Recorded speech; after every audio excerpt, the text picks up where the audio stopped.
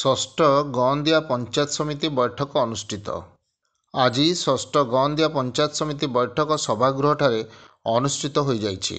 ପଞ୍ଚାୟତ ସମିତି ଅଧ୍ୟକ୍ଷା ରୀନାରାଣୀ ଖଟୁଆଙ୍କର ଅଧ୍ୟକ୍ଷତାରେ ଉକ୍ତ ବୈଠକରେ ମୁଖ୍ୟ ଅତିଥି ଭାବରେ ରାଜ୍ୟ ସରକାରଙ୍କ ଖାଦ୍ୟ ଯୋଗାଣ ଓ ଖାଉଟି କଲ୍ୟାଣ ବିଭାଗ ମନ୍ତ୍ରୀ ଶ୍ରୀ କୃଷ୍ଣଚନ୍ଦ୍ର ପାତ୍ର ଯୋଗଦାନ କରିଥିଲେ।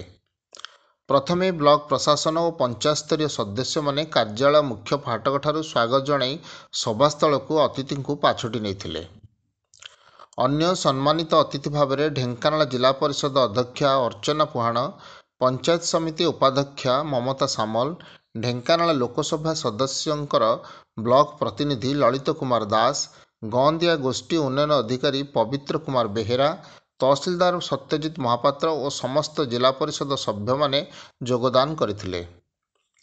ସଭା ଆରମ୍ଭରେ ଗୋଷ୍ଠୀ ଉନ୍ନୟନ ଅଧିକାରୀ ଉପସ୍ଥିତ ସମସ୍ତ ଅତିଥି ଓ ସରପଞ୍ଚ, ସମିତି ସଭ୍ୟ ଓ ବିଭାଗୀୟ ଅଧିକାରୀଙ୍କୁ ବ୍ଲକ ପ୍ରଶାସନ ପକ୍ଷରୁ ସ୍ୱାଗତ ଜଣାଇଥିଲେ।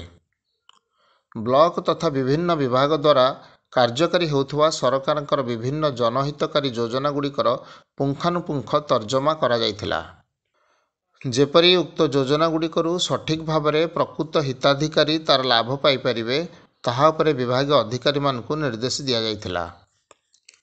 ଯେପରି କେହି ହେଲେ ଜଣେ ହିତାଧିକାରୀ ଉକ୍ତ ଯୋଜନାଗୁଡ଼ିକରୁ ବଞ୍ଚିତ ନ ରହୁ, ତାହା ଉପରେ ବିଶେଷ ଗୁରୁତ୍ୱ ଆରୋପ କରିଥିଲେ ସମସ୍ତ ଅତିଥିମାନେ।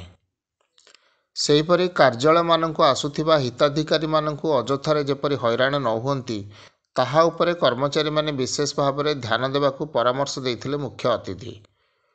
ସେହିପରି ଉକ୍ତ ବ୍ଲକର ସମସ୍ତ 29 ଗୋଟି ଗ୍ରାମ ପଞ୍ଚାୟତ ଗୁଡ଼ିକରେ ଯୋଜନାଗୁଡ଼ିକ ସଫଳ ରୂପାୟନ ପାଇଁ ସରପଞ୍ଚମାନଙ୍କୁ ସହଯୋଗ କରିବା ପାଇଁ ବ୍ଲକ ପ୍ରଶାସନକୁ ପରାମର୍ଶ ଦେଇଥିଲେ ଅତିଥିମାନେ।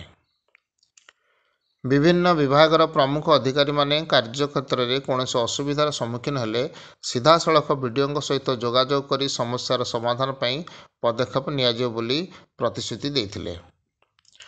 ବ୍ଲକ କାର୍ଯ୍ୟାଳୟ ପରିସରରେ ଥିବା ପୁଷ୍କରିଣୀକୁ ପୋତାଯାଇ ତାହାକୁ ଅନ୍ୟ କାର୍ଯ୍ୟରେ ବ୍ୟବହାର କରିବାକୁ ସରପଞ୍ଚ ରତିକାନ୍ତ ସାହୁ ଆଣିଥିବା ପ୍ରସ୍ତାବ ଉପରେ ସର୍ବସମ୍ମତିକ୍ରମେ ନିଷ୍ପତ୍ତି ନିଆଯାଇଥିଲା।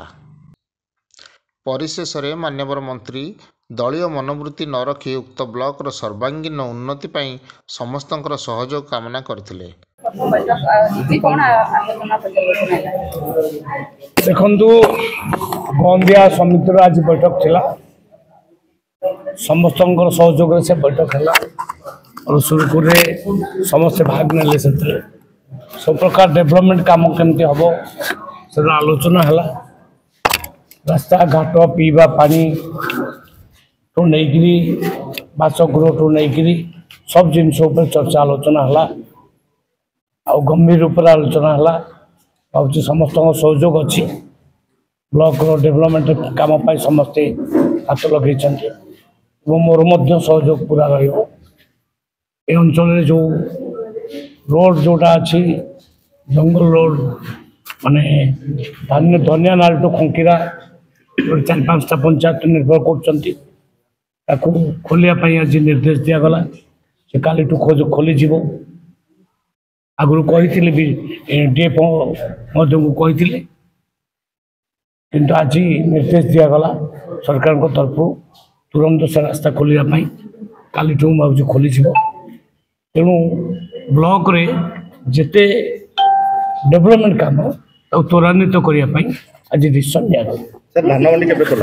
ଶେଷରେ ବ୍ଲକର ସହକାରୀ ଯନ୍ତ୍ରୀ ଧନ୍ୟବାଦ ଅର୍ପଣ କରିଥିଲେ। ଢେଙ୍କାନାଳରୁ ସୌମ୍ୟରଞ୍ଜନ ମହାନ୍ତିଙ୍କ ରିପୋର୍ଟ, ନାଗରାଜ ନ୍ୟୁଜ୍।